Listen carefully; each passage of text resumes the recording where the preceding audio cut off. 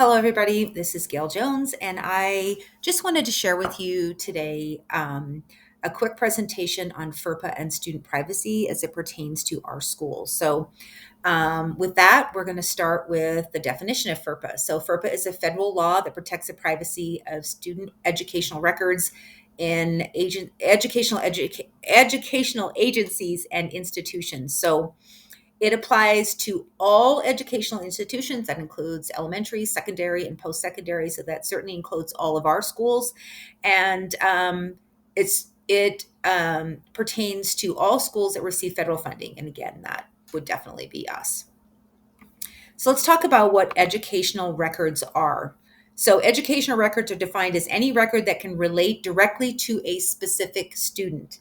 So they are maintained by the educational institution or agency or by an acting party for the agency or institution. So they're maintained by the schools, but they're also records that are in third party. So in the case of us, it would be StrongMind, our curriculum provider. It would be PowerSchool.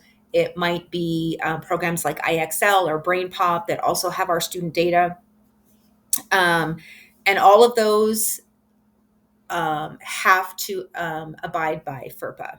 So records that are excluded would be things like law enforcement records held by the school resource officer, a directory, which would be things like your name, your address, your telephone listing, electronic email, any photographs, a date and place of birth, your field of study, grade level, those kinds of things, because that could pertain to anyone. And a directory is just, you have to be able to get a hold of people. So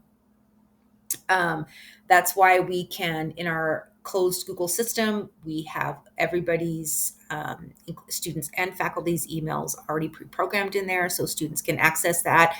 As far as a school resource officer, so typically school resource officers are separate because they typically work for the local police department or law enforcement agency. They are not they don't have to abide by FERPA because they are law enforcement. So any records that go through them would not be considered an educational record because it would be considered a law enforcement record. So just keep that in mind. Although we don't have a resource officer because we're a virtual school, but and then parental rights. So one of the things that FERPA does do is provide rights to parents.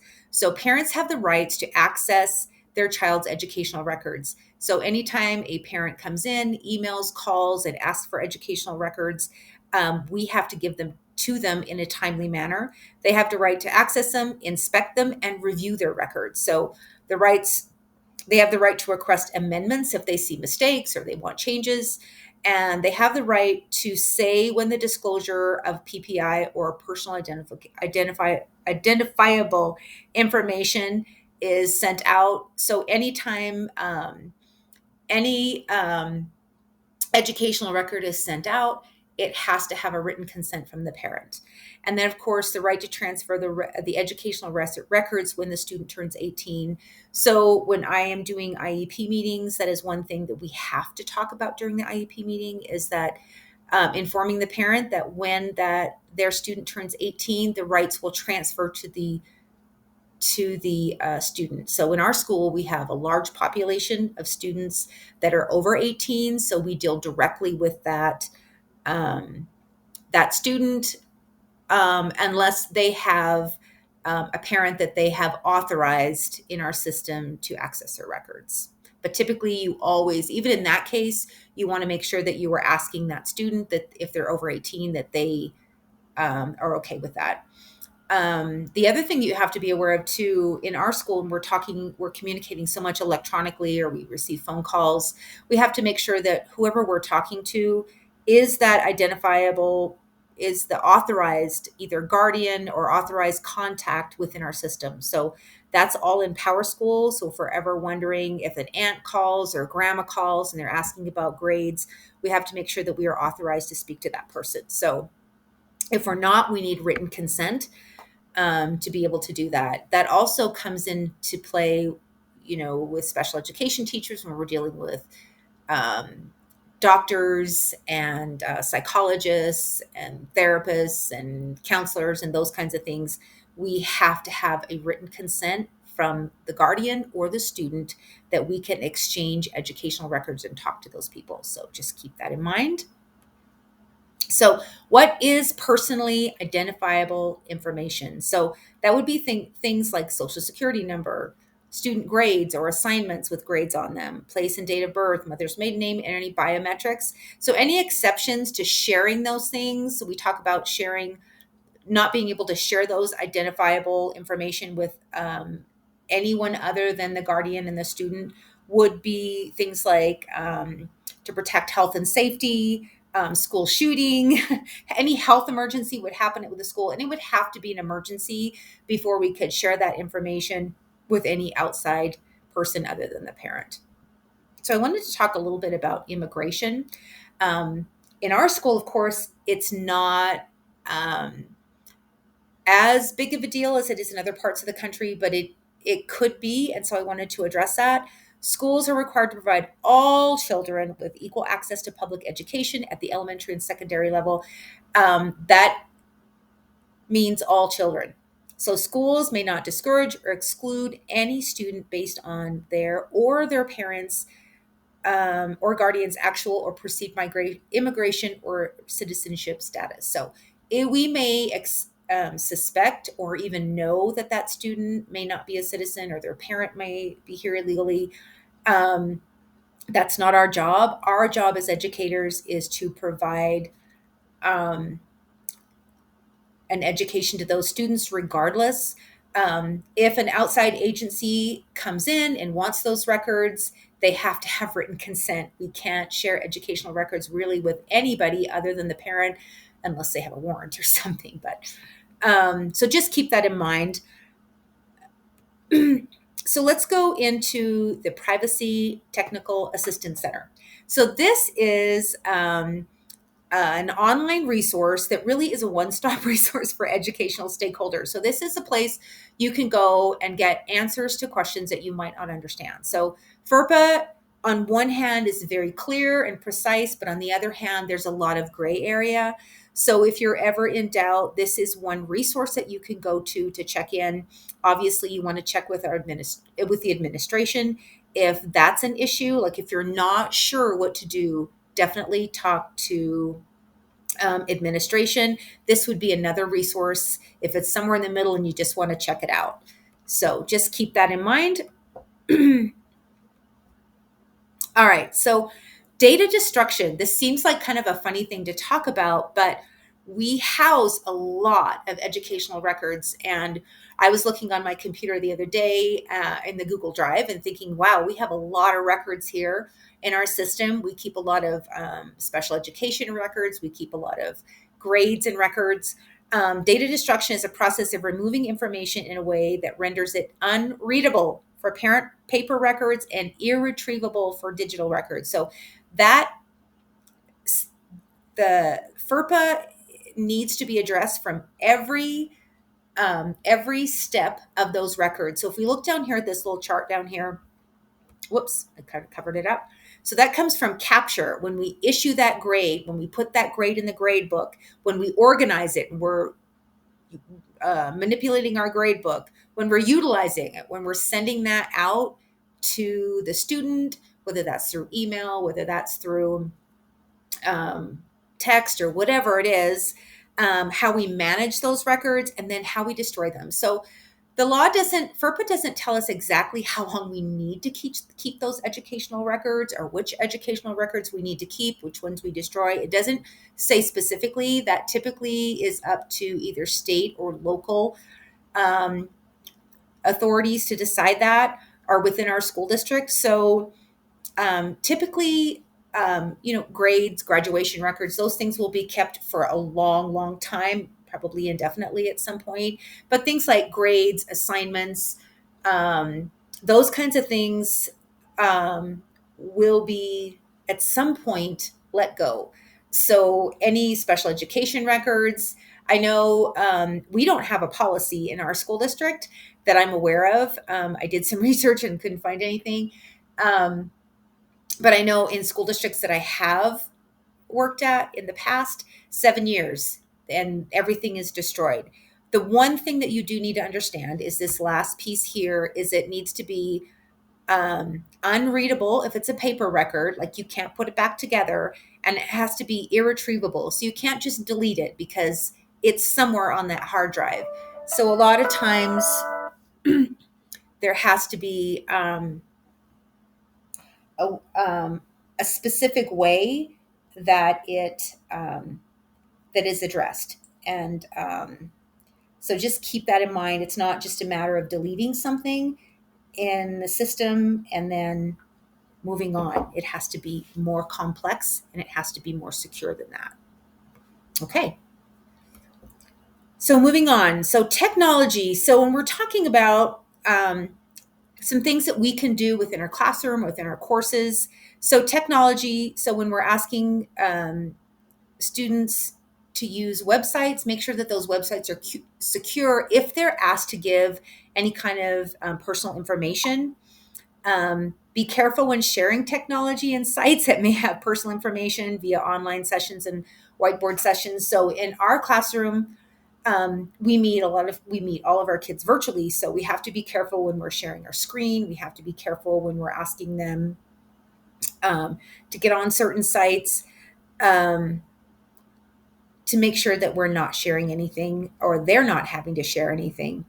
And then definitely check with administration to see if there are sites that are safe to use. So that might be something that we can do in the future, is have a list of sites that we know are safe and secure for our students to be able to use, maybe as departments to do that.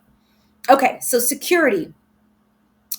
This is a big one, particularly because we're in an online setting. So everything has to be secure. So store all student data in a secure data management system, email information only to the verified parent, keep dates and grade books secure. Don't discuss student with anyone who is not the parent without written consent. We talked about that earlier. And of course, in our school, everything is in a closed system, so it should be secure. So just some do's and don'ts as you're thinking about where you are with this. So do ask yourself, am I sharing personal information? So when you're having conversations, when you're talking to parents, when you're talking to other teachers, when you're talking to people outside, because we work in our homes, most of us, I mean, this is a unique situation. We have to make sure that our computers are secure within our homes because we have other people there, right? We have to make sure that when we're talking, that we're in a location in our home offices where other members of our family or whatever can't hear it. Do I have parental permission? So if I'm sharing information, talking to a psychologist, talking to a counselor, or whatever it is, do I have that permission from the parent to talk to that person? And could my student be personally identified by sharing this? So if I'm going to share something, is this something that could be traced back to a specific student? And if it is, be careful. Don't do things. So don't use social network to connect with students. So, and I've heard of teachers doing this. Just be careful that you're not doing that. I kind of have a rule that I typically don't friend students till after they graduate if they send a friend request, just because it kind of blurs the lines a little bit. Publicly post grades or personal information, and don't send information to anyone but the legal guardian. All right. So let's talk about our school policy. So when I went through our records, I found a short, less than 2-page document about our FERPA policy. So, and I think it was published in 2015. So certainly in our schools, this needs to be updated. And as I understand, it's getting updated this spring, which is great because I think that as a school, we need that resource where we know where we can find information that's specific to our school and where we have those resources. So every school needs to have a FERPA policy in place, and staff need to be trained and updated often. So here are some tips and tricks that we need to make sure that every school has. So raise FERPA awareness. So this is just, I find that if I hear about something more, it's on the forefront of my mind, I'm more aware of it and I'm more careful about it. Confirm that FERPA applies to you. So we all have to understand, in my job as a special educator, this is something I am always aware of because I deal with so many confidential records with special education records and psychologist reports and some really confidential information. This is something that's always in the forefront of my mind, but I think even as a general ed teacher and you're just dealing with grades, you have to understand that this is something that applies to you. Know the rights and protections and exceptions, which I spelled incorrectly. I apologize. And then choose compliant vendors. So make sure that when we're reaching outside to sources, that those outside vendors are also compliant. And if you're not sure, there should be something on their website. And if not, make a phone call. Ask what happens if I use this service. What happens to the student records, and are they going to be safe? Because we're responsible for that. Train school employees. This is something important. I have to admit that I was the one that groaned during FERPA training. I've learned a lot. This is something that does need to be addressed often with all employees, because I think it's something we just kind of put on the back burner. We don't really think about. Implement compliant policies and procedures. Again, this goes back to just as a school, we need to have those policies and procedures that are in place, that can be found easily, and that we know what they are. Super important. And then encrypt files and emails. So we do everything digitally in our schools. So making sure that when we're sending that information, that it is as confidential as it can be, and then implement other prevention tools. So this could be securing our computers outside of this that we issue to the school to the students. It could be making sure that when we're interacting with each other, that we are being safe. So it could be almost anything, but making sure that everything we do is secure. Sorry, scoffing here. And then, of course, digital records. So when I was reading through the information here, ransomware. So this is when hackers can get into a system and then want a ransom. And if they don't get the ransom, they'll share that information with outside entities. So you think, well, how far-fetched is that? But actually last year, there was over 10 school districts that this happened to. So we have to make sure that we are really protecting our records, the proper destruction of records so that they can not be accessed over again. Online sessions, sharing screens, sending messages, text, chats, IMs, all of those things need to be monitored. So FERPA is really important because any violation is expensive, and you can be fined for every single violation. And on top of that, there's been lots and lots of Supreme Court cases and court cases that have cost school districts a lot of money. You don't want to go there. All right. So this is just the tail end of this. This is reflectively evaluate, communicate about, and implement laws, rights, policies, and regulations to promote student and adult success and well-being. So obviously, every time that we're able to create a safe learning environment for our students, they can learn and be productive.